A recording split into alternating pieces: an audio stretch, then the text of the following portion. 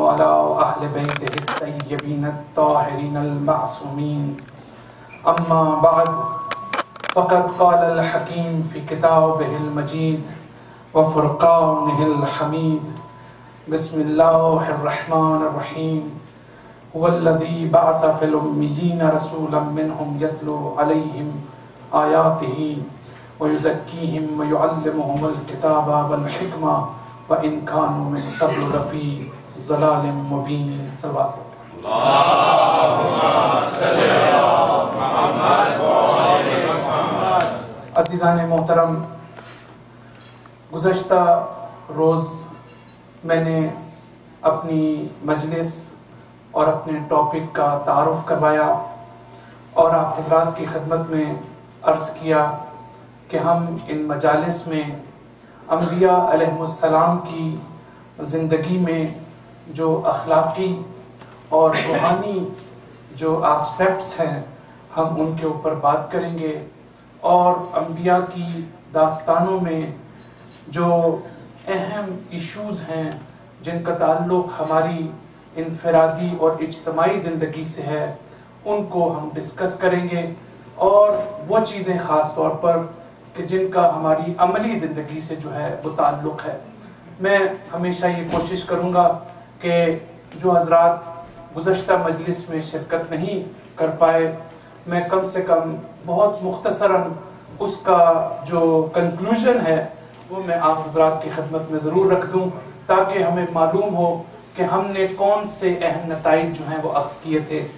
گزشتہ روز جو ہم نے مجلس یہاں پر جس چیز کو ہم نے ڈسکس کیا وہ یہ تھا کہ یہ سمجھنا ضروری ہے کہ جب ہم اخلاق کی بات کرتے ہیں، جب ہم اسپریچویلٹی کی بات کرتے ہیں، جب ہم روحانیت اور معنویت کی بات کرتے ہیں تو اس کا مطلب یہ ہے کہ وہ تمام ایشوز کہ جن کا براہ راست ہماری روح اور ہمارے قلب سے جس کا تعلق ہے، جس کا تعلق ہماری پیوریفیکیشن سے ہے، جس کا تعلق ہماری ڈیولپمنٹ سے ہے اور ہماری پرسنالٹی اور ہماری شخصیت کی تعمیر سے ہے.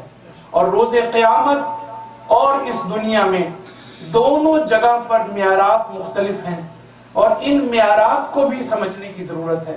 جن معیارات پر ہم ان دنیا میں ایک دوسرے کے ساتھ جو ہے وہ ہماری انٹریکشن ہوتی ہے اور جو ہماری رسپانسبلٹیز ہیں، اور جو قیامت کے دن جس چیز کے اوپر جزا اور سزا کا جو دار و مدار ہے وہ اس بات کے اوپر ہوگا کہ جو ہماری اندر کی دنیا میں جو ہمارے نفس اور جو چیز ہمارے قلب سے مربوط ہے اور جو ہم نے اپنی روحانی لحاظ سے جتنا ہم نے ڈیولپ کیا ہوگا، اپنی شخصیت کو تعمیر کیا ہوگا، اور جتنا ہماری شخصیت میں روحانی اور اخلاقی لحاظ سے استحکام ہوگا اور مضبوطی ہوگی، اتنی ہی یہ چیز روز قیامت کام آئے گی.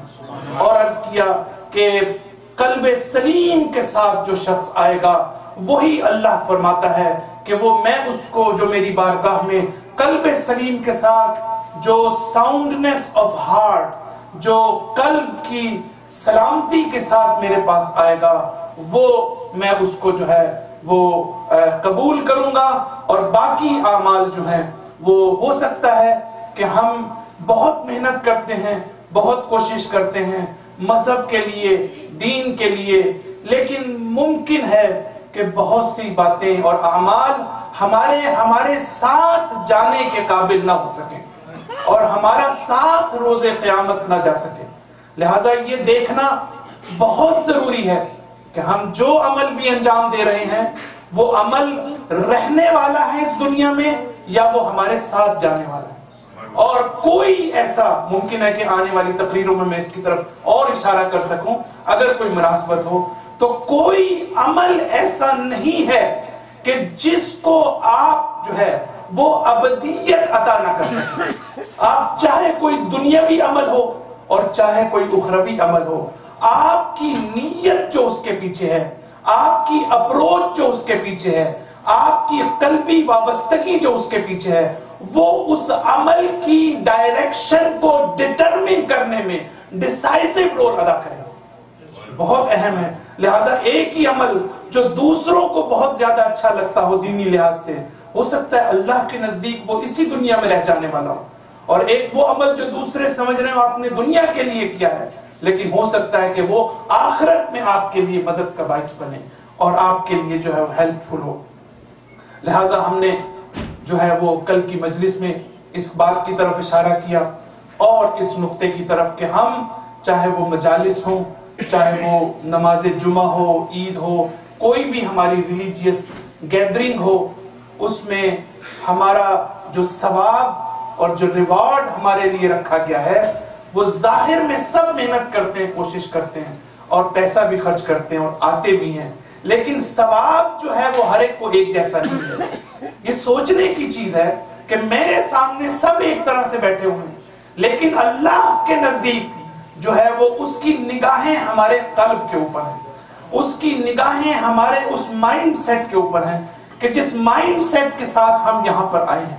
اگر ہم واقعاً کچھ سیکھنے کے لیے آئے ہیں، اگر ہم واقعاً جو ہے وہ امام حسین علیہ السلام کے آبجیکٹیوز کو سمجھنا چاہتے ہیں اور اس نیت کے ساتھ آئے ہیں کہ ہم جو کچھ لے کر اٹھیں گے اس کو اپنی زندگی میں اس پر نافذ کریں گے، اس پر عمل کریں گے اور اس کے سامنے ہم سبمسو ہوں گے اور ہمبلنس کا مظاہرہ کریں گے، تو اس عمل کی جو کوالٹیٹیولی جو اس کی افادیت ہوگی وہ مختلف ہوگی اس شخص کے لیے کہ جو صرف ریچولسٹک انداز میں اور جو روٹین میں جو ہے وہ مجالس میں آیا ہے. دونوں میں بہت فرق ہے. اب انسان کے اوپر ہے کہ وہ اتنی محنت بھی کرے اور اس کا فائدہ بھی نہ ہو. لہذا ضرورت اس بات کی ہے کہ جب اس بات کی طرف اشارہ کیا جا رہا ہے تو ہمارے اندر جو کمٹمنٹ ہے اور جو ڈٹرمینیشن ہے وہ ہماری ہونی چاہیے تاکہ ہم تعلیمات محمد و آل محمد سے صحیح معنی میں استفادہ کر سکیں. صلوات پڑھ دیں.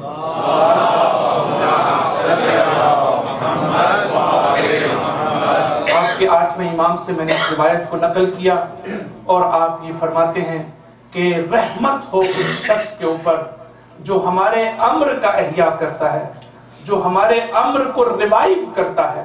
پوچھا مولا جبنا رسول اللہ فرزند رسول، اس سے کیا مراد ہے، آپ کا امر کیا ہے؟ تو آپ فرماتے ہیں ہمارا امر جو ہے وہ یہ ہے کہ وہ ہمارے علوم کو سیکھے. پہلے تو وہ قاعدے سے جو ہے وہ تعلیم حاصل کرے، اس کو صحیح طرح سے نالج کو حاصل کرے کہ ہمارا مقصد کیا ہے، ہماری تعلیمات کیا ہیں. وہ معارف کے جن کو ہم نے مختلف شکلوں میں جو ہے وہ عوام تک کنوے کیا ہے، لوگوں تک کنوے کیا ہے، ان کو ان ڈیپتھ سمجھنے کی کوشش کرے اور پھر فرماتے ہیں کہ پھر دوسروں تک پہنچائے. یہ غلط ہے کہ آپ خود کسی چیز کو نہ سیکھیں اور خود جو ہے صحیح تعلیم حاصل نہ کریں اور دوسروں کو تعلیم دینے بیٹھ جائیں. یہ کوئی آپ کے 8ویں امام کا قول ہے اور بڑا واضح قول ہے کہ جس میں کوئی اور انٹرپریٹیشن کی گنجائش ہی نہیں. کوئی یہ کہہ ہی نہیں سکتا کہ آپ کچھ اور کہہ رہے ہیں. ہمارے اہل منبر سے بھی مربوط ہے اور لوگوں سے بھی مربوط ہے. آپ فرماتے ہیں پہلے تم سیکھو، تم تعلیم حاصل کرو اور اس کے بعد تم دوسروں کو تعلیم دو. اور پھر آپ فرماتے ہیں جو آخری چیز جو سب سے خطرناک اور سب سے امپورٹنٹ تھی وہ یہ کہ اگر جو ہے وہ ہمارے علوم کو صحیح طریقے سے دنیا کے سامنے پیش کیا جاتا، اگر ہمارے علوم کے محاسن کو یعنی ان کی خوبیوں کو، ان کی کوالٹیز کو اگر صحیح طرح سے آج دنیا کے سامنے پیش کیا جاتا تو ہو نہیں سکتا تھا کہ وہ ہماری پیروی نہ کرے. صلوات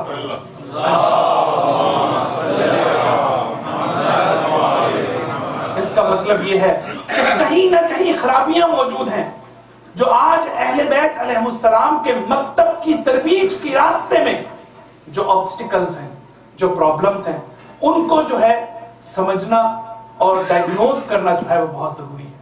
اور یہ جو ہے وہ اس لیے اہم ہے کہ امام فرماتے ہیں کہ یہ ہو نہیں. اور یہ میں آپ کی خدمت میں اپنا بہت طویل جو ریسرچ کا میری بیک گراؤنڈ ہے، مختلف جگہ پر میں نے جہاں کام کیا اور میرا تعلق بھی ریسرچ کی فیلڈ سے ہے، میں خود اس نتیجے پر پہنچا ہوں. اور خاص طور پر میری جو انٹریکشن غیر مسلم افراد سے اور اساتذہ سے ہے، میں اس نتیجے پر پہنچا ہوں کہ یہی قرآن، یہی نہج البلاغہ، یہی ائمہ کی دعائیں، اگر ان کو صحیح طریقے سے ہم ان تک پہنچائیں تو یہ ہو نہیں سکتا کہ وہ ائمہ اور انبیاء کی عظمت کا اعتراف نہ کریں۔ ہو سکتا ہے کہ وہ مسلمان نہ ہو سکتا ہے کہ وہ شیعہ نہ ہو، شیعہ ہونا ابتدائی طور پر اور فرسٹ اسٹیج میں یہ ضروری نہیں ہے۔ پہلی اسٹیج یہ ہے کہ ہم ان کی عظمت کو ان کے سامنے ان کی لوہا بنوا سکیں۔ یہ جو ہمارے ہاں ایک عجیب و غریب اسٹائل ہے کہ فوراً ہم دوسرے کو مسلمان کرنے کی کوشش کرتے ہیں، فوراً ہم دوسرے کو کنورٹ کرنے کی کوشش کرتے ہیں، فوراً ہم یہ چاہتے ہیں کہ میں حیران ہوں اس بات کے اوپر، میں نام نہیں لے سکتا ممبر کے اوپر، کہ ایک مولانا صاحب جو ہے وہ مثلاً پوری ڈسکشن جو ہے وہ کر رہے ہیں، لیکن آپ کوشش یہ کر رہے ہیں کہ ان کو پوری طرح سے ان کی نہ سنیں اور فضائل جو ہیں مولا علی کے بتائے چلے جائیں، یہ نہ سنیں کہ وہ سننا کیا چاہتے ہیں، وہ بات کیا کرنا چاہتے ہیں، اور وہ فضائل سے مراد میرا ہے جو ہم سو کالڈ جن کو فضائل کہتے ہیں، وہ فضائل نہیں جو حقیقی فضائل ہیں۔ ایک وہ فضائل ہیں جس کو ہم نے مجالس میں فضائل سمجھ رکھا ہے، اور وہ ہے کہ جتنا زیادہ ہم ائمہ کو افسانوی صورت میں بیان کریں گے، جتنا زیادہ ہم سپرسٹیشیس انداز میں بیان کریں گے، جتنا زیادہ ہم مافوق الفطرت انداز میں بیان کریں گے، اتنا ہی زیادہ ہم سمجھتے ہیں کہ یہ فضائل ہیں۔ یعنی اس کا سب سے بڑا نقصان یہ ہوتا ہے کہ جب ہم ائمہ اور انبیاء کی شخصیت کو اس طرح بیان کرتے ہیں تو ہمیں جو سب سے بڑا نقصان یا بات سمجھتے ہوں گے فائدہ یہ ہے کہ اس کا ہماری عملی زندگی سے کوئی فائدہ نہیں، کیونکہ ہم پھر عمل سے ہم کچھ سیکھیں گے نہیں، ہمیں کوئی درس حاصل نہیں کرنا، ہمیں کوئی لیسن حاصل نہیں کرنا۔ جب ہمیں درس حاصل نہیں کرنا اور لیسن حاصل نہیں کرنا تو پھر اپنی عملی زندگی میں ہمیں اس کو نافذ کرنے کی بھی ضرورت نہیں ہے۔ لہٰذا یہ ساری چیزیں جو ہیں وہ سمجھنے کی ضرورت ہے۔ امام علیہ السلام فرماتے ہیں کہ تم ہمارے علوم کو صحیح طرح سے لوگوں تک پہنچاؤ۔ صلوات پڑھ دیجیے۔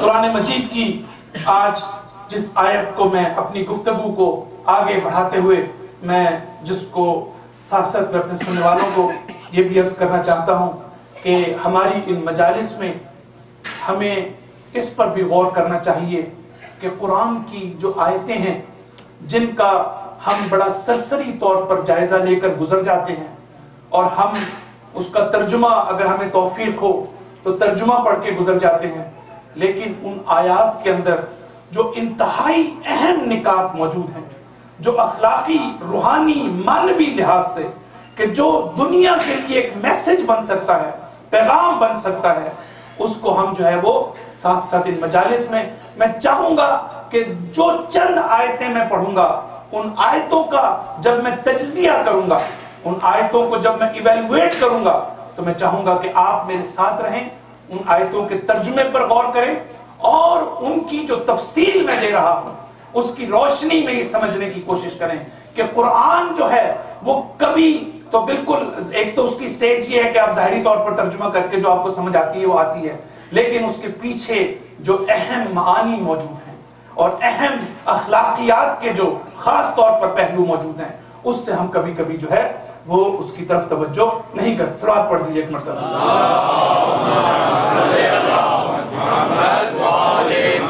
سورہ ہود کی آیت نمبر 120 میں ارشاد ہوتا ہے وَكُلٌّ نَقُصُّ عَلَيْكَ مِنْ أَنْبَاءِ الرُّسُلِ، اے رسول ہم، اب دیکھیں ہمارا موضوع ہے انبیاء شناسی، اب اس آیت کو دیکھیے، اس آیت میں آپ کے پیغمبر کو خطاب کیا جا رہا ہے اور کہا جا رہا ہے اے رسول ہم جو یہ اتنے انبیاء کی کہانیاں سنا رہے ہیں، یہ جو ہم اتنی داستانیں سنا رہے ہیں، آخر اس کی وجہ کیا ہے؟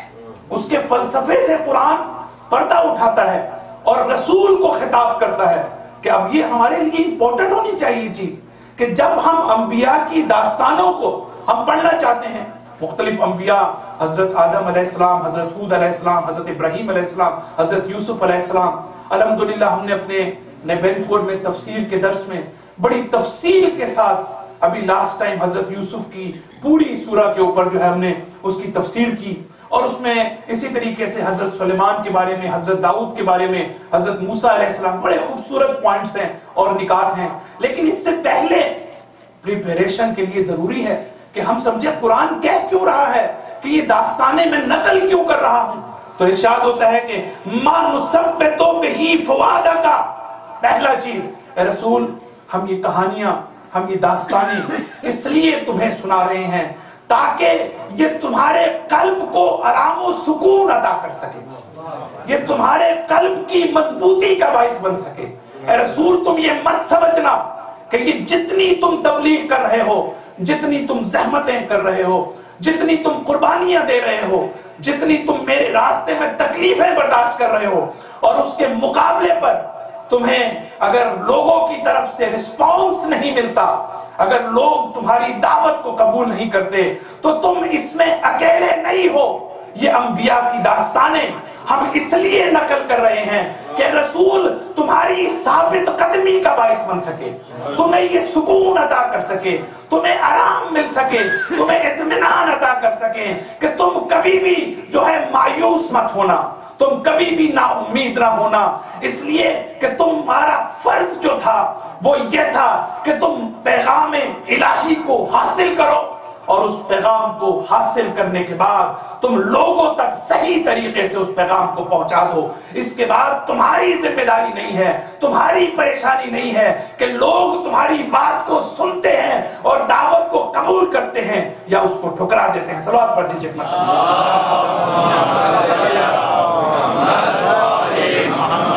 اور اسی لیے ایک اور مقام پر قرآن مجید میں واضح طور پر سورہ کہف کے اندر کہا گیا ہے کہ رسول تم اپنے آپ کو ہلاک مت کرو، یہ سوچ سوچ کر، اور ہمارے مفسرین نے یہ لکھا ہے کہ یہ باوجود اس کے کہ آپ کا پیغمبر تمام انبیاء سے افضل تھا روحانی اور مانوی مقام کے لحاظ سے، یہ ساری چیزیں اپنی جگہ، لیکن قرآن کی یہ آیت اور قرآن کا مزاج یہ بتاتا ہے کہ رسول کے دل پر اس چیز کا اثر ہوتا تھا، آپ کو بھی مایوسی ہوتی تھی، آپ کو بھی افسوس ہوتا تھا۔ اور آج ہم اس کو اپنے سے کیسے لنک کر سکتے ہیں؟ یہ بہت امپورٹنٹ چیز ہے۔ آج ہم ہر سطح پر دیکھتے ہیں کہ ہم جو ہے وہ دیکھتے ہیں کہ اگر مسلمانوں کی سطح پر دیکھیں تو مسلمانوں کی تعداد کم، اگر اہل بیت کے ماننے والوں کی سطح پر دیکھیں تو اہل بیت کے ماننے والوں کی تعداد کم۔ تو ہمیں سب سے اہم چیز یہ ہے کہ ہمیں مایوس نہیں ہونا چاہیے، ہمیں نا امید نہیں ہونا چاہیے، ہمیں جو ہے وہ اپنے اندر ثابت قدمی کے ساتھ، یہ قرآن کا درس ہے ہم سب کے لیے، ہمیں باوجود اس کے، لیکن جو نقطہ ہے وہ یہ ہے کہ پیغمبر کو جو بات کی جا رہی ہے وہ ہم سے کیسے لنکڈ ہے۔ یہ تو ہم سمجھ گئے کہ ٹھیک ہے ہمیں ثابت قدم رہنا چاہیے، لیکن اہم بات جو پیغمبر کی خوبی تھی آیا وہ ہماری خوبی ہے یا نہیں؟ ایک تو اس نے، پیغمبر نے اللہ کے پیغام کو سمجھا اور اس کو حاصل کیا اور صحیح طریقے سے مقام تبلیغ پر لوگوں تک الہی پیغام کو پہنچایا۔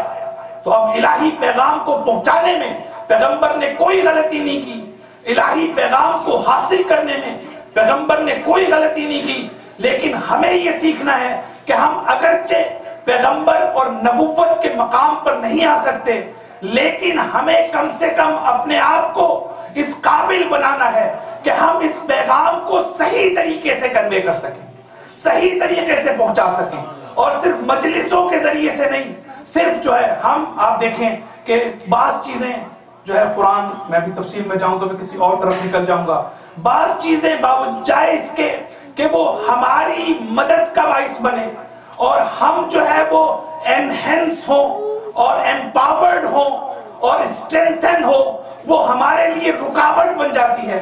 یہی منبر کہ جو ذریعہ تبلیغ ہے، جس نے پوری تاریخ میں ایک اہم کردار ادا کیا ہے، لیکن اسی منبر کی وجہ سے اگر ہمیں یہ منبر ہمیں اگلی سٹیج تک نہ لے کے جائے، ہمیں اگلے لیول تک نہ لے جائے، اگر ہم ساری عمر حسینیہ میں یا اسلامک سینٹر میں بیٹھیں اور ہماری اس میں دلچسپی نہ ہو کہ ہمیں ریسرچ پر کام کرنا ہے، ہمیں تحقیق پر کام کرنا ہے، ہمیں دنیا کے سامنے ریٹن فارم میں اور لکھی ہوئی تحقیقات جو ہیں ہمیں دنیا کے سامنے پہنچانی ہے، اور دروس کی شکل میں، انٹرنیٹ کی شکل میں، آن لائن شکل میں تبلیغ کے مختلف ذریعے جو ہیں ان سے استفادہ کرنا ہے۔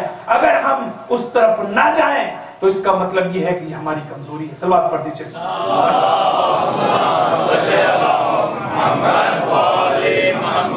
تو پہلا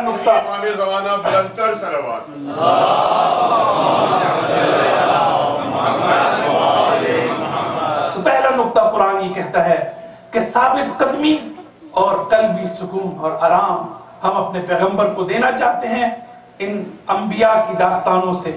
وَجَاءَكَ فِي هَذِهِ الْحَقِّ. دوسری چیز اللہ تعالیٰ فرماتا ہے اے رسول یہ جو انبیاء کی داستانیں ہیں یہ ٹروتھ کے اوپر مبنی ہے. ہم نے ان کہانیوں کو جو دوسرے کہانیاں سناتے ہیں ہم نے امیجینیشن اور تخیلات اور انٹرٹینمنٹ پر استوار نہیں کیا. ہم نے ان کہانیوں کو خالصتاً حق کی بنیاد پر یہ قرآن کی داستانوں اور قرآن کی قصوں کا یہ اعجاز ہے. اللہ تعالیٰ فرماتا ہے کہ ہم نے جتنی داستانیں بیان کی اس میں ہم نے نیریشنز اور داستانوں اور کہانیوں کے لیے جو تقاضے ہوتے ہیں ہم نے اس کو بھی مد نظر رکھا. ہم نے یہ بھی مد نظر رکھا کہ کہانی کو کہانی کی شکل میں بیان کیا جائے لیکن ہم نے اس کو افسانوی رنگ نہیں دیا. ہم نے اس کو حق کی بنیاد پر ٹروتھ کی بنیاد پر ہم نے ان کہانیوں کو بیان کیا. صلوات پڑھ دیجئے.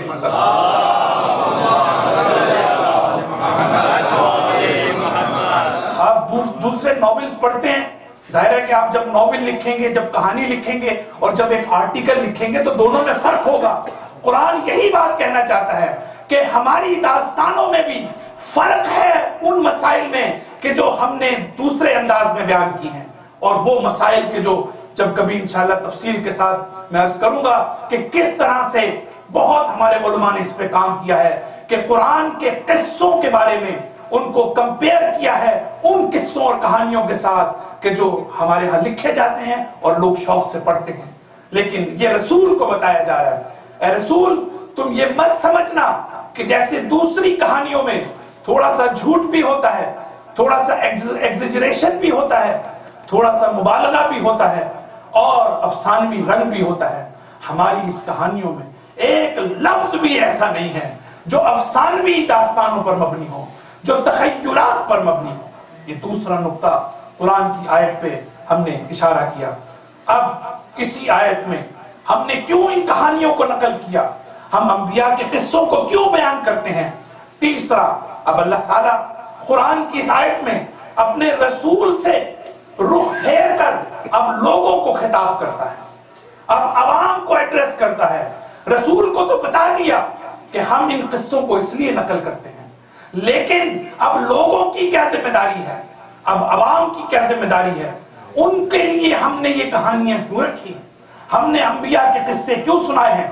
تو ارشاد ہوتا ہے وَمَوْعِظَةٌ تاکہ لوگوں کے لیے موعظہ بن سکے تاکہ لوگوں کے لیے لیسن بن سکے تاکہ لوگوں کے لیے واعظ و نصیحت کا باعث بن سکے اور وَذِكْرَى لِلْمُؤْمِنِينَ اور صاحبان ایمان کے لیے. یہ دو لفظ استعمال کیے قرآن نے. ایک جو ہے قرآن نے لفظ استعمال کیا ہے موعظہ کا اور ایک لفظ قرآن نے استعمال کیا ہے ذکرہ کا. ان دونوں لفظ کو اگر آپ انگلش میں بیان کرنا چاہیں تو موعظہ یعنی انسان کے لیے ایڈمونیشن موعظہ اور ذکرہ جو ہے وہ انسان کے لیے ریمائنڈر ہے. اب آپ دیکھیں کہ ریمائنڈر یعنی جس کو فارسی اور عربی میں تذکر کہتے ہیں تو قرآن نے دونوں لفظوں کو استعمال کیا ہے ایک لفظ استعمال نہیں کیا. اس کا مطلب ہے کہ دونوں میں فرق ہے. تو یہ ہماری ذمہ داری ہے کہ ہم اس کو سمجھیں کہ موعظہ کا کیا مطلب ہے اور ذکرہ کا کیا مطلب ہے. جب قرآن یہ کہتا ہے اب ہم سے خطاب ہے قرآن کا کہ میں نے ان کہانیوں کو میں نے ان داستانوں کو اس لیے نقل کیا ہے کہ یہ تمہارے لیے موعظہ بن سکیں اور یہ تمہارے لیے ریمائنڈر بن سکیں. تو موعظے پہ میں تھوڑی سی پہلے بات کروں گا کہ جب موعظے کی بات آتی ہے جب واعظ و نصیحت کی بات آتی ہے تو یاد رکھیے گا کہ موعظے کا تعلق جو ہے وہ ہمیں بیدار کرنے سے ہے ہمیں جگانے سے ہے ہمیں اٹھانے سے ہے. اگر ہم خواب غفلت میں سوئے ہوں تو موعظہ اس لیے ہے کہ ہمیں بیدار کیا جائے. کیوں موعظہ اس لیے ہے کہ ہمیں بیدار کیا جائے؟ اس لیے کہ جب ہم سو رہے ہوتے ہیں تو ہمیں اپنی تکلیف کا اندازہ نہیں ہوتا. جب ہم سو رہے ہوتے ہیں تو ہمیں اپنے درد کا اندازہ نہیں ہوتا. جب ہم سو رہے ہوتے ہیں تو ہمیں اپنی بیماری کا اندازہ نہیں ہوتا. تو قرآن یہ کہنا چاہتا ہے کہ قرآن خود بھی اپنے آپ کو کہتا ہے کہ میں تمہارے لیے موعظہ ہوں. ارشاد ہوتا ہے کہ یا ایھا الناس قد جاءتکم موعظۃ من ربکم، اے لوگو تمہارے تک تمہارے رب کا موعظہ آ چکا ہے. وشفاء لما فی الصدور، اور وہ کہ جو تمہارے دلوں کی شفا کا باعث ہے. تو موعظے کا لفظ قرآن پہلے لا رہا ہے، شفا کا لفظ بعد میں لا رہا ہے، وہ ہدن ہدایت کا لفظ اس کے بعد لا رہا ہے، وہ رحمتن کا بعد میں لا رہا ہے. غور کریں قرآن کتنی عجیب بات کر رہا ہے کہ میں تمہارے لیے موعظہ ہوں نمبر 1، میں تمہارے لیے شفا ہوں نمبر 2، میں تمہارے لیے ہدایت ہوں نمبر 3، اور میں تمہارے لیے رحمت ہوں. یہ ہو نہیں سکتا کہ تمہاری ہدایت ہو جائے جب تک تمہاری دلوں کی شفا نہ ہو، جب تک تمہارے دل کی اور نہ ہو اس وقت تک تمہاری جو ہے ہدایت نہیں ہو سکتی، اور تمہارے دل پیوریفائڈ اس وقت تک نہیں ہو سکتے جب تک تم بیدار نہ ہو جاؤ، جب تک تمہیں یہ پتہ نہ لگے کہ تمہارے اندر خامیاں کیا ہیں، جب تک تمہیں یہ پتہ نہ چلے کہ تمہارا درد کیا ہے، تمہاری مشکل کیا ہے، تمہاری بیماری کیا ہے. تو اسپریچول سینس میں بھی جب تک ہمیں اپنی بیماری کا علم نہیں ہوگا اس وقت تک ہم ڈاکٹر کے پاس کیسے جائیں گے؟ ہم ڈاکٹر کے پاس تو اس وقت جاتے ہیں جب ہمیں پتا ہوتا ہے کہ ہم بیمار ہیں، لیکن جب ہمیں پتہ ہی نہ ہو کہ ہم بیمار ہیں یا نہیں تو پھر ہمیں ہدایت حاصل کرنے کی ضرورت کیا ہے؟ سلوات پڑھ دیجئے ایک مرتبہ.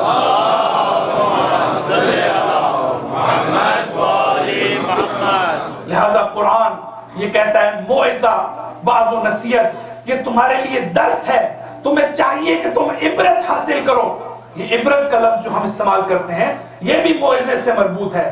یعنی اب آپ دیکھیے کہ عبرت کیا چیز ہے. عبرت اگر آپ دیکھیں تو ایک لفظ ہے جو اردو میں استعمال ہوتا ہے، فارسی میں بھی استعمال ہوتا ہے، عبور کرنا.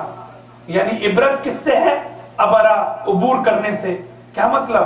جب آپ ایک پل سے عبور کرتے ہیں، ایک پل کو کراس کرتے ہیں تو آپ کیا کرتے ہیں؟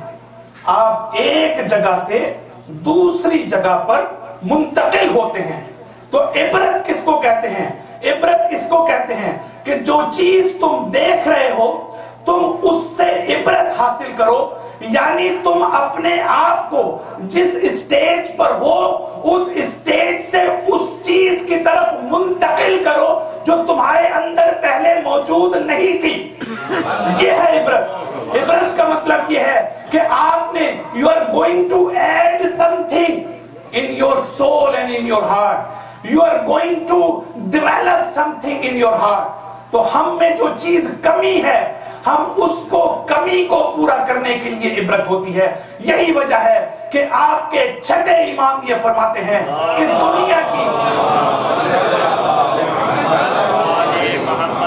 دنیا کی کوئی عجیب و غریب روایت، میں پوری مجالس میں ان اہم روایتوں کو بھی نقل کرنا چاہتا ہوں کہ جو عام طور پر شاید پیش نہیں کی جاتی.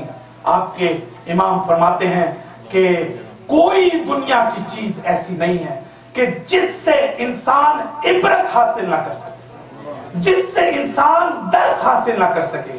لیکن اس عبرت کو حاصل کرنے کے لیے قرآن یہ کہتا ہے کہ ہر شخص میں یہ صلاحیت نہیں ہوتی کہ وہ لیسن حاصل کر سکے.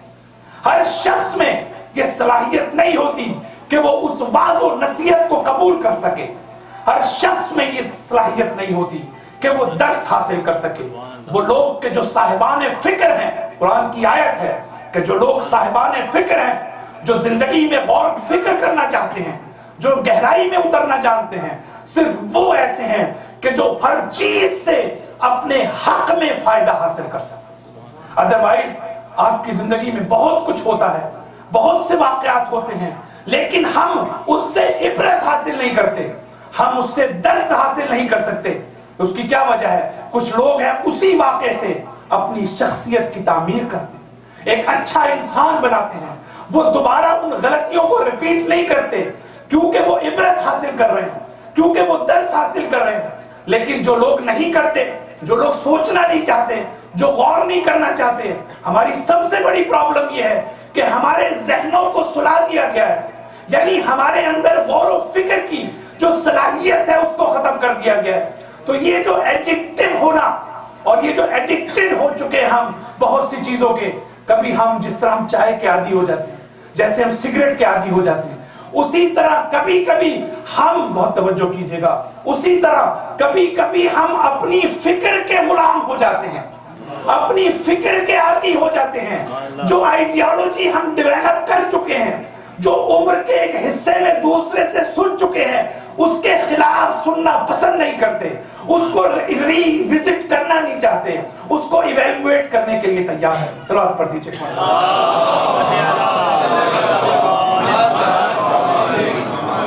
تو یہ ہے وہ عبرت کہ جس کے بارے میں قرآن اس طریقے سے کہتا ہے اور روایات میں اس طرح سے موجود ہے. اور ایک اور روایت آپ کے 5ویں امام حضرت امام باقر علیہ السلام،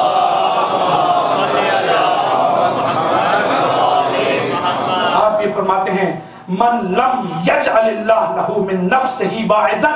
بہت توجہ کیجئے گا، میری کوشش یہ ہوتی ہے کہ میں اوریجنل سورس سے اور خود عربی کی عبارت آپ کے سامنے پڑھوں تاکہ اس میں کسی قسم کی کوئی غلطی نہ ہو.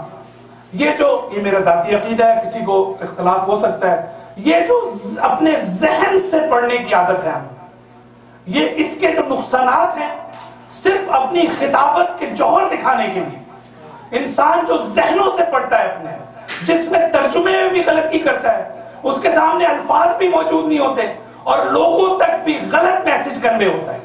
لہٰذا یہ میں اس لیے بھی خاص طور پر کہنا چاہتا ہوں کہ مجھے یاد ہے رہبر انقلاب اسلامی آیت اللہ خامنائی کی ایک تقریر کہ ایران میں جب پہلی مرتبہ جو ایران کے نامور جو مجتہد اور خطیب تھے، جن کی خطابت کی عظمت کے سب قائل تھے، استاد آیت اللہ فلسفی، جو کئی سال پہلے ان کی رحلت ہو گئی، لیکن جب ہم قم میں تھے تو ہم ہمیشہ ان کی تقاریر سنا کرتے تھے اور خود امام خمینی کے سامنے کھڑے ہو کر وہ سپیچ دیا کرتے تھے. یہ کوئی معمولی بات نہیں ہے کہ ایک فقیہ اور ایک مرجع کے سامنے مجلس پڑھنا. عام حالات میں تو سب پڑھ سکتے ہیں، لہٰذا ان کو دعوت دی جاتی تھی. رہبر انقلاب فرماتے ہیں کہ جب پہلی مرتبہ میں نے اس دنیا کے عظیم خطیب کے ہاتھ میں کاغذ کا ٹکڑا دیکھا کہ یہ حدیث کو لکھ کر آیا ہے تو لوگ تعجب کرتے تھے کہ اس کو جیسے کچھ آتا ہی نہ ہو. لیکن میں سلام کرتا ہوں اس کی عظمت پر کہ جو حدیثوں کو اور قرآن کی آیتوں کو کہتے ہیں، لوگ غلط آیتیں پڑھتے ہیں قرآن کی ممبر سے، لوگ غلط حدیثیں پڑھتے ہیں، اگر وہ پڑھ کے آتے ہیں تو سیکنڈری اور تھرڈ سورس سے پڑھ کے آتے ہیں. لہٰذا وہ کہتے ہیں کہ کاش ہمارے ممبر پر جو لوگ ہیں ان کو یہ عادت ہو جائے کہ وہ ان روایات کو اسی طرح صحیح سورس سے لے کر آئے اور لوگوں تک صحیح عربی میں تلاوت کریں اور صحیح ترجمہ ان کے سامنے پیش کریں. صلوات پڑھ دیجیے.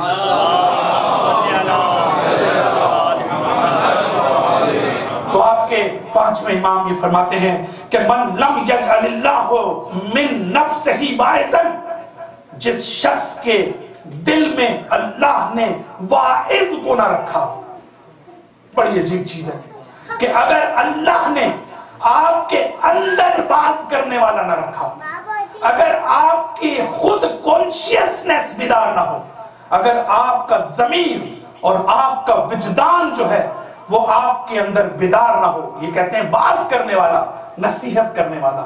کون سا امام کہہ رہا ہے؟ آپ کے 5ویں امام کہہ رہے ہیں کہ اگر اللہ نے ہمیں یہ توفیق نہ دی ہو کہ ہم اپنے اندر ایک واعظ رکھیں تو فرماتے ہیں فَإِنَّ مَوَاعِظَ النَّاسِ لَن تُغْنَ عَنْهُ شَيْئًا، تو لوگوں کی نصیحت کا اس پر کوئی اثر نہیں ہوگا.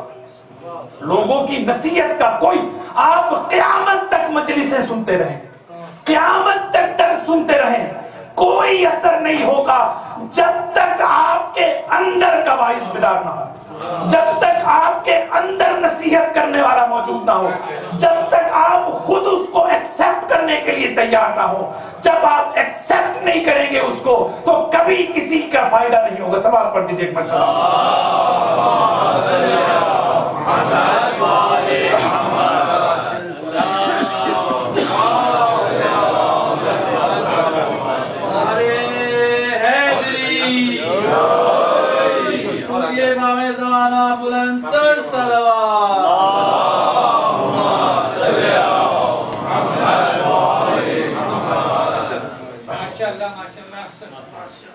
رسول اللہ صلی اللہ علیہ وآلہ وسلم کے پاس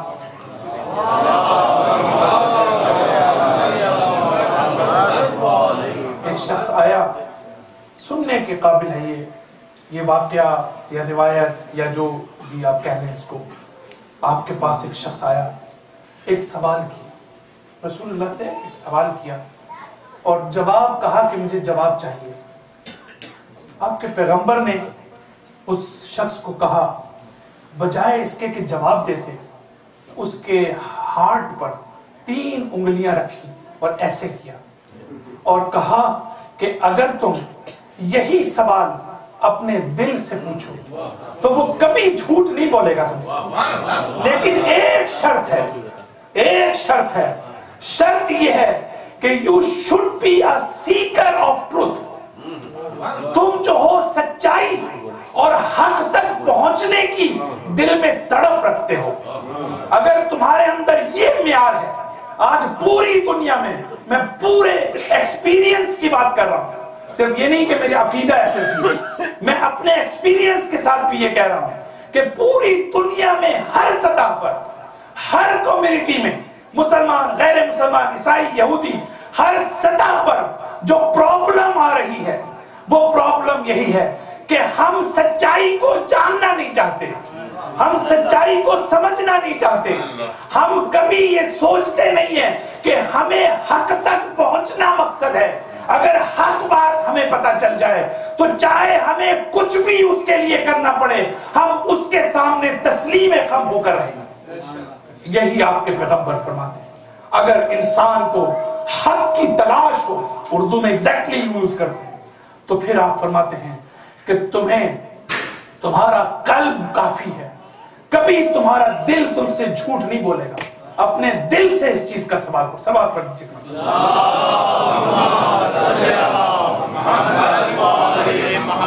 تو یہ ہے کس کو کہتے ہیں وعظ و نصیحت، کہ جب تک ہمارے دل میں ایک واعظ موجود نہ ہو دوسرے کا کوئی اثر نہیں ہوگا. انبیاء کی داستانوں پر ہم بات کر رہے ہیں. اب آپ دیکھیے ایک روایت ہے جو پڑھنے والا ہوں، بڑی امپورٹنٹ ہے، ہمارے تقریباً اکثر ائمہ سے نقل ہوئی.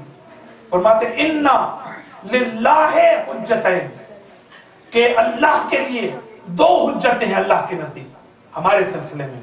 حجت ظاہریہ، ایک وہ حجت جو ظاہری ہے. حجت یعنی کیا مطلب؟ آپ نئے جو ہمارے نوجوان ہیں ان کے لیے مشکل نہ ہو. حجت یعنی اتھارٹی، حجت یعنی اوتھینٹسٹی، یعنی وہ چیز اتھارٹی ہے، آپ کو اس کی بات کو سننا ہے. اگر آپ نہیں سنیں گے تو آپ اکاؤنٹیبل ہیں، آپ رسپونسیبل ہیں، آپ آنسریبل ہیں، آپ کو جواب دینا پڑے گا اس کے سامنے. یہ ہے حجت. تو حجت ظاہرۃ، پہلی حجت ظاہری، اور دوسری حجت باطنۃ، اور دوسری حجت باطنی. تو ہمارے پاس 2 حجتیں ہیں، یعنی 2 اتھارٹیز ہیں. اللہ یہ کہتا ہے، اس حدیث میں یہ فرمایا جا رہا ہے اللہ کے لیے 2 حجتیں ہیں. فَأَمَّا حُجَّةٌ ظَاهِرَةٌ فَهُوَ أَنْبِيَاءُ وَالْأَوْصِيَاءُ وَالْأَئِمَّةُ. حجت ظاہری جو ہے یہی انبیاء و ائمہ و اوصیاء ہیں، یہ ایکسٹرنل ورلڈ سے ان کا تعلق ہے. اور حجت باطنہ فَهُوَ الْعَقْلُ، حجت باطنی تمہاری عقل اور تمہارا قلب ہے. یہ 2 حجتیں ہیں.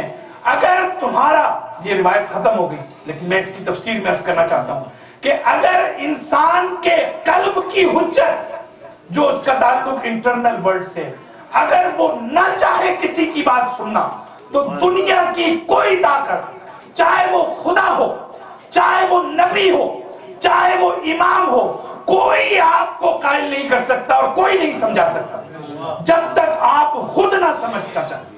تو یہ اتنی امپورٹنٹ چیز ہے کہ جس کو ہم نظر انداز کرتے ہیں. اور آج مجھ سے بہت سوالات کیے جاتے ہیں کہ ائمہ کی شخصیت، اہل بیت کی شخصیت، انبیاء کی شخصیت، اتنی عظمت کے باوجود، اتنے اخلاق کے باوجود، اتنی امانت و دیانت کے باوجود، اتنی عدالت کے باوجود، اتنی انسانیت کے باوجود، ہم یہ دیکھتے ہیں کہ لوگ، مٹھی بھر لوگ بھی آپ کا ساتھ نہیں دیتے تھے. سنتے کیوں نہیں تھے؟ وجہ کیا ہے؟ اس کی ایک وجہ یہی ہے کہ جب انسان خود ہی اس کو نہ سننا چاہے اور انسان کبھی کبھی نالج اس کو پرابلم نہیں دیتی، لیکن جو سب سے بڑی اہم نقطے کی طرف اشارہ کرنے جا رہا ہوں وہ یہ ہے کہ انسان کے اندر کچھ اخلاقی رکاوٹیں بن جاتی ہیں۔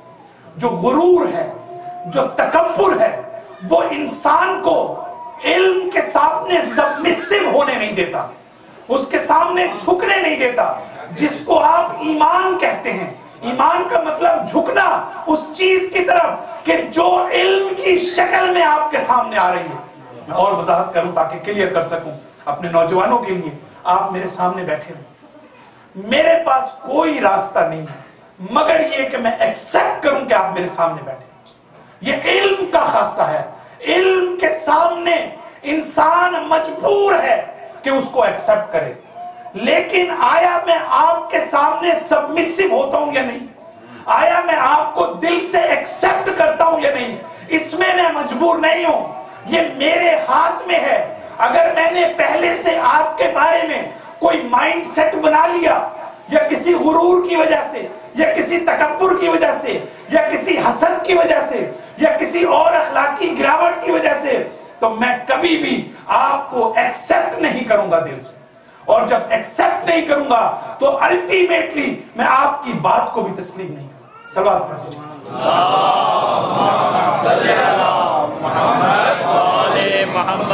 تو عزیزان محترم، قرآن کی اس آیت میں آگے ارشاد ہوتا ہے ذکرى للمؤمنین۔ اپنی گفتگو کو میں نے یہاں پر سمیٹ دیا ہے، اور صرف یہ نقطہ کہ اللہ تعالیٰ یہ فرماتا ہے یہ تمہارے لیے ریمائنڈر بھی ہے۔ سوال یہ ہے کہ ریمائنڈر تو وہاں پر ہوتا ہے کہ جہاں انسان کو پہلے سے کچھ پتا ہوگا۔ قرآن واضح طور پر اور جگہ جگہ پر یہ کہہ رہا ہے کہ تمہارے لیے ریمائنڈر ہے، تمہارے لیے جو ہے یہ بنیادی طور پر یاد دہانی ہے، تمہیں بار بار تذکر دیا جا رہا ہے، تمہیں ریمائنڈ کرایا جا رہا ہے۔ کس چیز کو ریمائنڈ کرایا جا رہا ہے؟ یہ قرآن کا خطاب ہے کس کی طرف؟ اس کی طرف کہ تمہیں کوئی باہر سے کسی چیز کو سیکھنے کی ضرورت نہیں ہے۔ سنُرِیہِمْ آیاتنا فی الآفاق، کہ ہم انقریب اپنی نشانیاں اس کائنات میں دکھائیں گے۔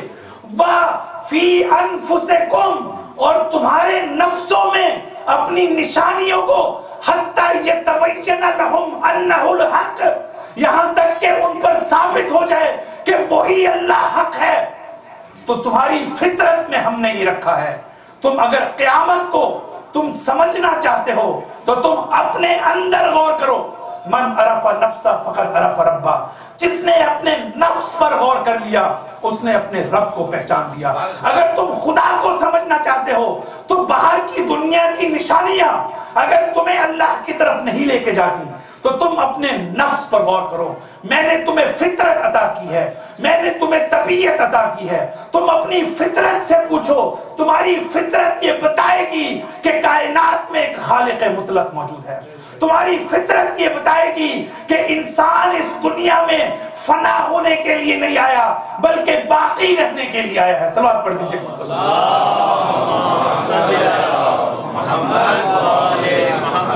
تمہاری فطرت اس بات کی طرف اشارہ کرے گی۔ اب آپ دیکھیے کہ سورہ صاد کی ظاہراً آیت نمبر 26 ایک عجیب نقطہ ہے وہاں پر بیان کیا گیا ہے، اور اس پر میں اپنی گفتگو کو ختم کرنا چاہوں گا کہ اس آیت میں اللہ تعالیٰ یہ فرماتا ہے کہ ہم نے انبیاء کو خالص کر دیا۔ بہت توجہ کیجیے گا، آیت چونکہ میرے سامنے نہیں ہے لہٰذا میں اس کا ترجمہ ایگزیکٹلی بیان کر رہا ہوں آپ کو کہ ہم نے انبیاء کو خالص کر دیا۔ کیسا خالص؟ کس چیز سے خالص کر دیا؟ کس چیز سے پیوریفائڈ کر دیا؟ فوراً سوال پیدا ہوتا ہے۔ قرآن یہ کہہ رہا ہے ہم نے انبیاء کو خالص کر دیا۔ کس سے ہم نے خالص کر دیا؟ خالص کرنا remembrance of the day of judgment, یعنی ہم نے انہیں یاد قیامت سے جو ہے وہ پیوریفائڈ کر دیا، یعنی ان کے دل میں ہم نے قیامت کی یاد کو اس طرح سے رکھ دیا کہ اس میں پوری طرح خالص اور کسی قسم کی ملاوٹ نہیں ہے۔ تو اب آپ دیکھیں قیامت کی یاد، اس کا ہماری زندگی پر کیا اثر ہے؟ آخر ہمارے اندر اور دوسروں میں جب میں دیکھتا ہوں ایک شخص ہے جو مسلمان نہیں ہے اور ہم مسلمان ہیں، ہمارے مسلمان ہونے کا مطلب یہ ہے کہ ہم خدا کو مانتے ہیں، ہم رسول کو مانتے ہیں، ہم نبی کو مانتے ہیں، ہم ائمہ کو مانتے ہیں، اور دوسرا جو کسی کو نہیں مانتا، اور ہم قیامت کو مانتے ہیں، سب سے بڑا آخرت پر ہمارا ایمان ہے، ہمارا عقیدہ ہے، لیکن اس کا کوئی اثر ہماری زندگی پہ نظر نہیں آتا، ہمارے میں اور دوسروں میں کوئی فرق نظر نہیں آتا، اور اگر ہم دیکھیں تو شاید بددیانتی ہم میں زیادہ ہو، جھوٹ ہم میں زیادہ ہو، اور دوسروں میں زیادہ ٹروتھفلنس ہمیں نظر آئے۔ آخر یہ سوچنے کی چیز ہے، یہ ہمارے لیے لمحہ فکریہ ہے کہ ہم اتنے عقیدے رکھنے کے باوجود اس کی مینیفیسٹیشن، اس کی اپیرنس ہماری زندگی میں نظر نہیں آتی۔ تو اصل ہونا تو یہ چاہیے کہ امام علیہ السلام فرماتے ہیں ہمارا شیعہ وہ ہے کہ جب وہ بازار سے گزر رہا ہو تو لوگ اس کے چہرے کو دیکھ کے درود بھیجیں، یعنی اس کو کہنے کی ضرورت نہیں ہے کہ میں اہل بیت کا ماننے والا ہوں، اس کو یہ بتانے کی ضرورت نہیں ہے، اس کے چلنے کا انداز لوگوں کو یہ میسج کنوے کر دے گا، یہ سوچنے پر مجبور کر دے گا کہ یہ کس کا ماننے والا ہے، اور پوچھیں گے وہ کہ یہ کس کا ماننے والا ہے۔ لیکن یہ چیز ہماری زندگی میں کیوں نظر نہیں آتی؟ اس کی بہت سی وجوہات ہیں جس کو ہم انشاءاللہ آہستہ آہستہ اس کو ہم بیان کریں گے۔ تو اس ذکر کو خالص کیوں کیا؟ قرآن اس سے پہلے کی آیت میں بتاتا ہے دو وجوہات پر۔ ہم چاہتے تھے کہ انبیاء میں دو چیزیں پیدا ہو جائیں، بہت توجہ کیجئے گا۔ ایک اسپریچول پاور، ہم انبیاء کو طاقت دینا چاہتے تھے تاکہ ان میں ثابت قدمی ہو، تاکہ وہ اسٹرینتھن ہو سکیں، اور دوسری چیز ہم انبیاء کو ویژن دینا چاہتے تھے، ہم انبیاء کو بصیرت دینا چاہتے تھے، اس لیے کہ جب تک انسان میں قوت ارادی نہ ہو، ثابت قدمی نہ ہو اور ویژن نہ ہو، یعنی ویژن یہ کہ انسان حق اور باطل کو تمیز دے سکے، انسان حق کو باطل سے جدا کر سکے، انسان میں یہ شناخت پیدا ہو جائے، یہ ملکہ پیدا ہو جائے کہ صحیح کیا ہے اور غلط کیا ہے۔ یاد رکھیے گا قرآن کے نظام اخلاق کو یہ سمجھنے کی ضرورت ہے کہ علم اور نالج آپ ساری زندگی حاصل کرتے رہیں، آپ پی ایچ ڈی کی ڈگری بھی لے لیں، لیکن قرآن یہ کہتا ہے کہ یہ دونوں چیزیں الگ ہیں۔ علم ہونے کا مطلب یہ نہیں ہے کہ تم حق اور باطل میں تمیز بھی کر سکتے ہو، بلکہ اس کے لیے تمہارا انسائٹ فل ہونا ضروری ہے، تمہارے اندر بصیرت ضروری ہے، تمہارے اندر اویئرنس ضروری ہے، تمہارے اندر جو ہے وہ تشخیص that you should be able to distinguish right from wrong۔ جب تک یہ ملکہ پیدا نہیں ہوگا، اور یہ دونوں چیزیں ہم نے انبیاء کو عطا کی، لیکن وہ عطا پہلے بعد میں کی، پہلے ہم نے ان کو یاد آخرت سے خالص کیا۔ جب ان میں یاد آخرت صحیح معنی میں اسٹیبلش ہو گئی تو اس کے نتیجے میں ہمارے انبیاء میں طاقت بھی پیدا ہو گئی اور بصیرت بھی پیدا ہوگی۔ صلوات پڑھ دیجئے۔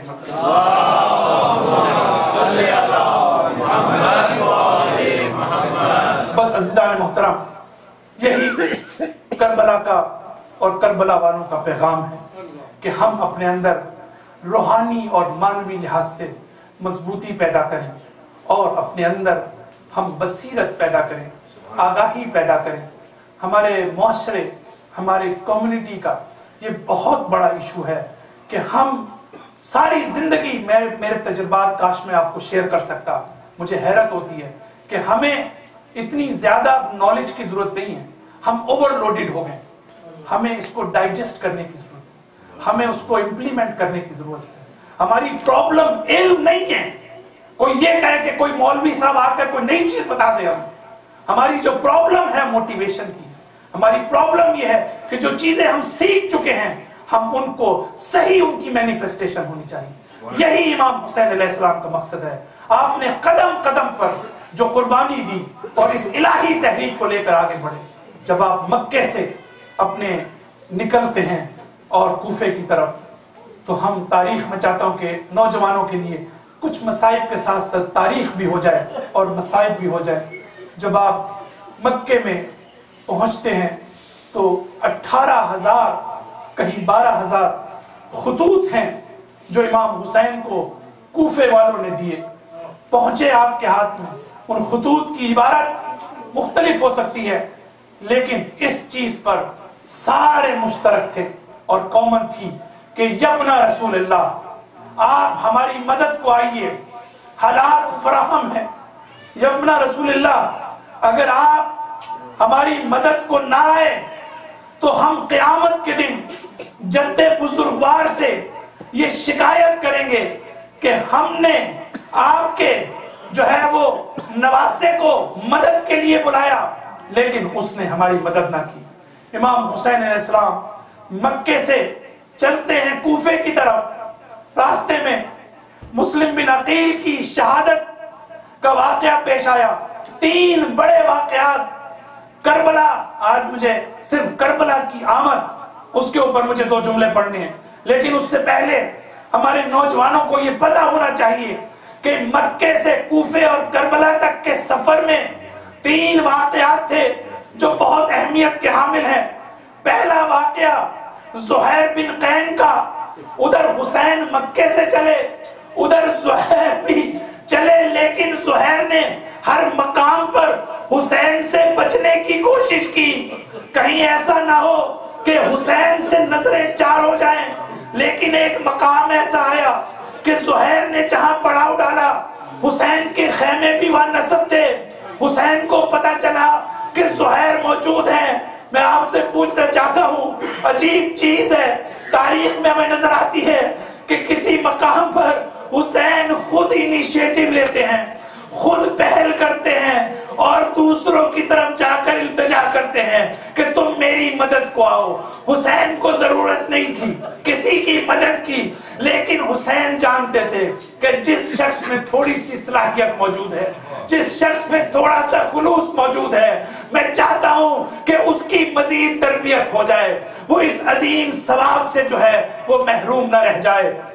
عزادارو، زہیر جو ہے وہ اپنے خیمے میں بیٹھا ہے، سارے اس کے اہل قبیلہ اس کے ساتھ ہیں، بیوی بچے اس کے ساتھ ہیں، اور تاریخ کربلا ہمیں بتاتی ہے کہ جس وقت حسین کا قاصد خیمے میں داخل ہوا تو تاریخ یہ لکھتی ہے کہ جب اس نے کہا کہ زہیر تمہیں حسین بلا رہے ہیں، تم سے کام ہے، تو تاریخ کربلا یہ لکھتی ہے کہ ایسا لگتا تھا کہ زہیر کے سر پر پرندہ بیٹھ گیا ہو اور وہ ایک مرتبہ حیرت زدہ ہو گیا۔ لیکن جب یہ حالت زہیر کی زوجہ نے دیکھی تو کہا کہ زہیر مجھے تعجب ہے کہ فرزند رسول اور زہرا کا لال تجھے بلا رہا ہے اور تو ان کا جواب نہیں دیتا۔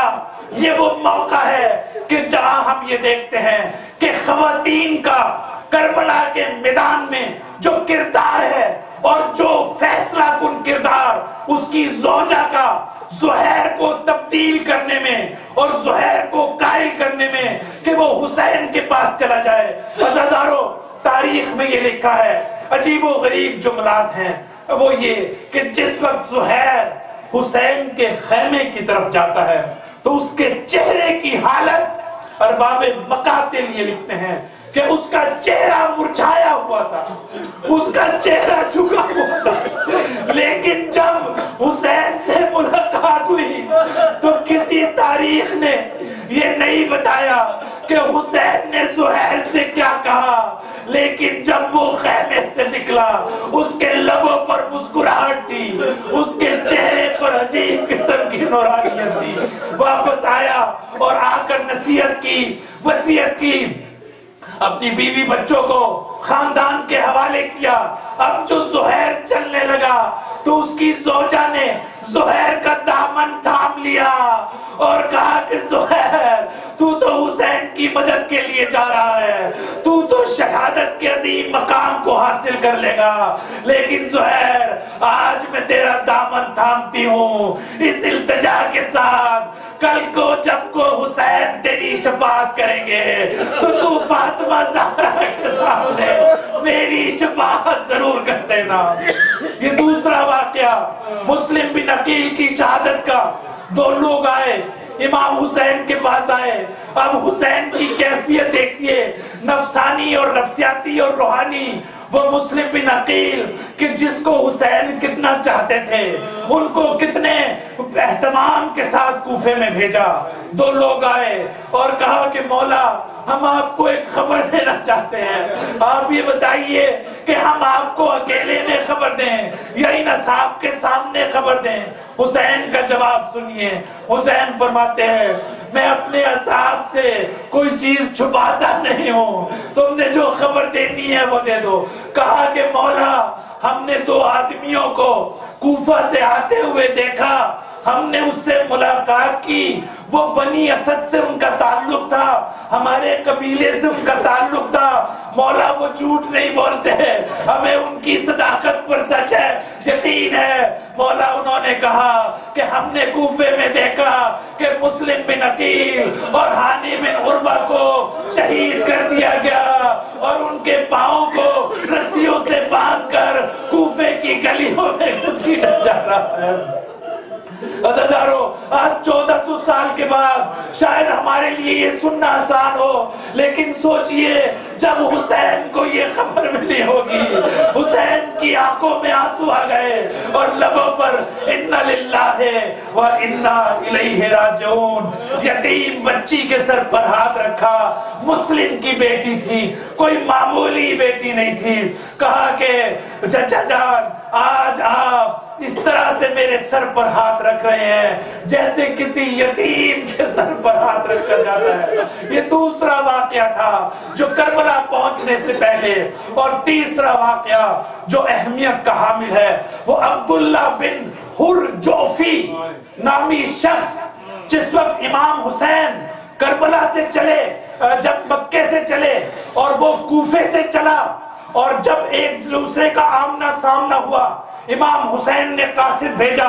اس شخص نے جواب دیا ارے میں کوفے سے یہ سوچ کے چلا تھا کہ کہیں ایسا نہ ہو کہ حسین کوفے پہنچ جائیں اور میں بھی وہاں پر موجود ہوں. میں نہیں چاہتا کہ حسین سے میری نظریں چار ہوں. حسین نے عبداللہ بن حر جوفی کو بالآخر اس سے ملاقات کی. اس شخص نے، آپ یہ دیکھیے کہ ایک طرف زہیر تھا کہ کتنی بڑی سعادت نصیب ہوئی. کربلا کا یہ درس ہمارے لیے ہے کہ انسان کو کبھی سعادت نصیب ہوتی ہے، انسان کو کبھی اپورچونٹی ملتی ہے، کبھی انسان کو موقع ملتا ہے، لیکن وہ اس موقع سے فائدہ نہیں اٹھاتا.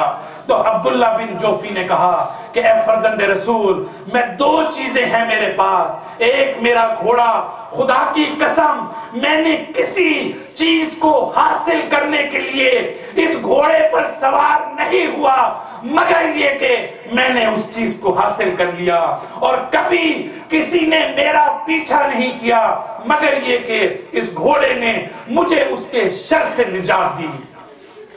فرزند رسول، یہ گھوڑا خواب کی خدمت میں حاضر ہے، میں آپ کی مدد کر سکتا ہوں. اور دوسری چیز یہ تلوار ہے جو کبھی اپنے میام سے باہر نہیں آئی مگر یہ کہ دشمنوں کو تہ تہ کر دیا. یہ تلوار بھی آپ کی خدمت میں حاضر ہے. امام حسین کا تاریخی جواب ہے اے عبداللہ بن حر جوفی، مجھے نہ تمہارے گھوڑے کی ضرورت ہے، مجھے نہ تمہاری تلوار کی ضرورت ہے، مجھے تمہاری ضرورت ہے، مجھے تیری ضرورت ہے. اگر تو تیار ہے آنے کے لیے تو میں چاہتا ہوں کہ تو ہمارے ساتھ آ جائے. لیکن امام حسین علیہ السلام کا اس نے ساتھ نہیں دیا. عزیزان محترم، امام حسین علیہ السلام ایک مقام پر جب پہنچتے ہیں، میں نے اپنی گفتگو کو ختم کیا، وہ خطبات جو امام حسین نے کربلا پہنچنے سے پہلے دیے، میں سمجھتا ہوں کہ اتنے اہم ہیں کہ کبھی ہم ان پر غور نہیں کرتے ہیں. کتنی مظلومیت کا اظہار کرتے ہیں. امام حسین فرماتے ہیں کہ ان الدنیا قد تغیرت و تنکرت، کہ ایسا لگتا ہے کہ دنیا تبدیل ہو گئی ہے. یہ دنیا کتنی بدل گئی ہے. وَأَدْبَرَ مَعْرُوفَهَا، اور اس دنیا نے نیکیوں سے منہ پھیر لیا ہے. الا ترونا، کیا تم دیکھتے نہیں ہو کہ ان الحق لا يعمل به، کہ حق پر عمل نہیں ہو رہا، بل ان الباطل لا یدناہا عنہ کہ باطل کی پرواہ نہیں کی جا رہی. لیرغب المؤمن فی لقاء اللہ محقا. ان حالات کو دیکھ کر اگر کوئی مومن جو ہے وہ موت کی تمنا کرے تو وہ بھی حق پر ہے اور وہ ڈیزرو کرتا ہے, وہ مستحق ہے کہ وہ موت کی تمنا کرے. پھر آپ فرماتے ہیں انی لا اری الموت الا السعادہ والحیات مع الظالمین الا برما, کہ میں موت کو سعادت کے سوا کچھ نہیں دیکھتا اور حیات دشمنوں کے ساتھ سوائے ذلت اور رسوائی کے کچھ نہیں دیکھتا. عزیزو عجیب نکتہ ہے, زہیر کے الفاظ سنیے. زہیر یہ کہتا ہے اے فرزند رسول, اے مولا خدا کی قسم, توجہ کیجئے گا, خدا کی قسم اگر یہ دنیا ابدی ہوتی, اگر مجھے یہ پتا ہوتا کہ ہمیشہ اس دنیا میں رہنا ہے, مولا اگر مجھے پتا ہوتا کہ مجھے کبھی موت نہیں آئے گی اور مجھے یہ بتا دیا جاتا کہ اگر تم نے حسین کا ساتھ دیا تو تم اس دنیا کو چھوڑنے پر مجبور ہوگے, تو مولا میں پھر بھی آپ کا ساتھ دینے کو تیار ہو جاتا. یہ زہیر کے الفاظ ہیں. عزیزان محترم, حسین حر نے راستہ روکا.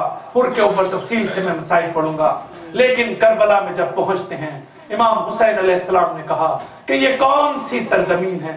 کسی نے کہا کہ مولا یہ نینوا ہے, کہا کوئی اور نام, کہا کہ اس میں غازرہ بھی کہا جاتا ہے, کہا کوئی اور نام, کہا کہ اس کو جو ہے وہ دوسرا نام بھی دیا گیا, پھر کہا کہ اس کا نام کربلا بھی ہے. یہ سننا تھا کہ حسین ابن علی نے امامہ اپنے سر سے اتارا اور فرمایا کہ ہاذہی موضع الکربلا, یہی وہ کرب و بلا کی جگہ ہے.